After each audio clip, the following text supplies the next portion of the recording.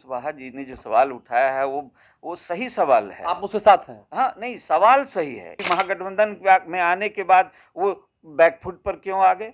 क्यों महागठबंधन में राजद को वो आगे कर रहे हैं? उपेंद्र कुशवाहा जी कह रहे हैं कि डील हुई, तो ये बात जरूर कुछ डील हुआ है, क्योंकि कोई भी चुनाव में इससे पहले जदयू हमेशा अग्रणी भूमिका निभाती थी। नमस्कार, मेरा नाम आलोक है, आप लाइव स्ट्रीम देख रहे हैं। जेडीयू के वरिष्ठ नेता उपेंद्र कुशवाहा इन दिनों जिस तरीके से नीतीश कुमार पर हमलावर हैं, शय और मात का खेल चल रहा है जेडीयू में। मुद्दा तेजस्वी यादव है। क्या तेजस्वी यादव उपेंद्र कुशवाहा को पसंद नहीं है?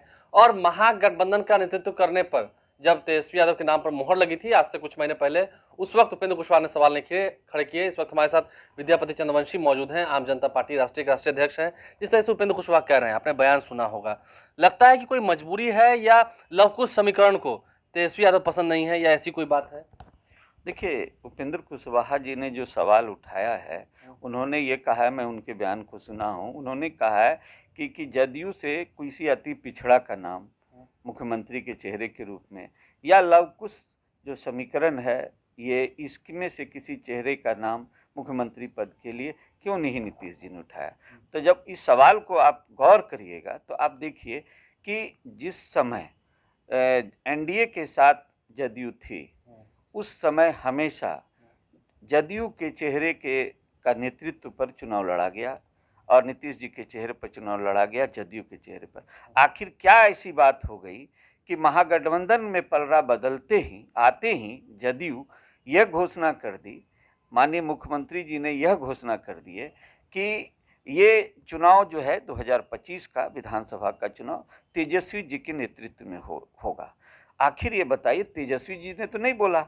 अब सवाल ये उठता है कि एक प्रश्न हमेशा उपेंद्र कुशवाहा जी कह रहे हैं कि डील हुई, तो ये बात जरूर कुछ डील हुआ है, क्योंकि कोई भी चुनाव में इससे पहले जदयू हमेशा अग्रणी भूमिका निभाती थी और यहाँ महागठबंधन में आकर के सरेंडर कर गई। क्या बात है, पसंद नहीं है? क्योंकि हम तेजस्वी यादव के चेहरे पर ही बात करते हैं। क्या लवकुश समाज को हम खुलकर अगर बोलें तो कुर्मी और कुशवाहा समाज को क्या तेजस्वी यादव का चेहरा पसंद नहीं है?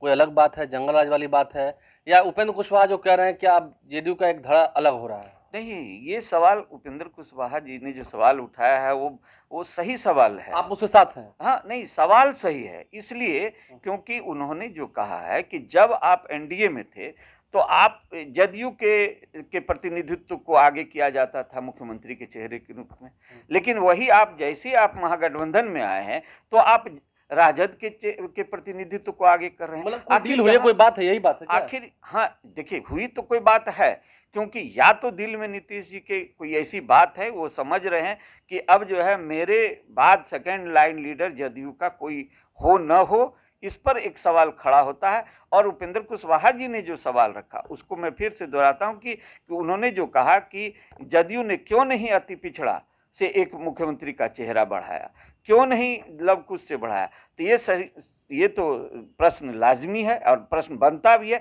क्योंकि महागठबंधन में आने के बाद वो बैकफुट पर क्यों आ गए? क्यों महागठबंधन में राजद को वो आगे कर रहे हैं? कोई भी नेता अपनी पार्टी को आगे करता है, दूसरी पार्टी को आगे नहीं करता है, इसलिए उपेंद्र कुशवाहा का सवाल लाजमी है।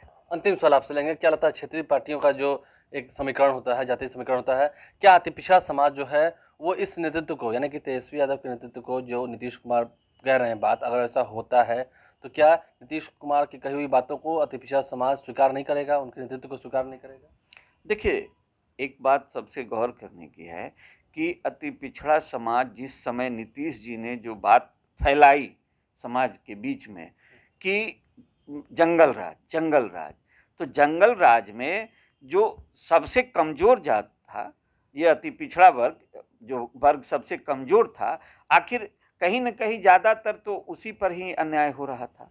तो उसी चीज को नीतीश जी जब उभार करके सामने लाए कि जंगल राज आ गया, तो अति पिछड़ा समाज को ही वो प्रभावित कर रहे थे इस बातों से कि अति पिछड़ा समाज पर जो अन्याय हो रहा है उस बात को ही वो जंगल राज के रूप में कह रहे थे। इसलिए आप देखे होंगे कि अति पिछड़ा समाज नीतीश जी के साथ उस समय आया था। और अब सवाल अति पिछड़ा समाज का को जब आप आगे बढ़ाने की बात नहीं करते हैं तो अति पिछड़ा समाज को एक बार सोचना पड़ेगा कि हमको किसके साथ जाना है। देखिए, अति पिछड़ा समाज को सोचना पड़ेगा कि जाना किसके साथ है। और जब क्षेत्रीय पार्टियों की बात होती है, जहाँ पर अब जब जातीय समीकरण की बात हो रही है, चर्चा हो रही है, लोकसभा चुनाव, विधानसभा चुनाव की बात होगी, तो फिर इसमें भूमिका तो अहम होती है क्षेत्रीय पार्टियों की। देखना ही होगा अति पिछड़ा समाज अपना वोट किधर टर्न करती है, साथ रहती है, अगर बदलती है तो फिर नतीजा क्या होता है। हमारे चैनल को सब्सक्राइब कर लें, साथ साथ फेसबुक पेज भी लाइक करें। धन्यवाद।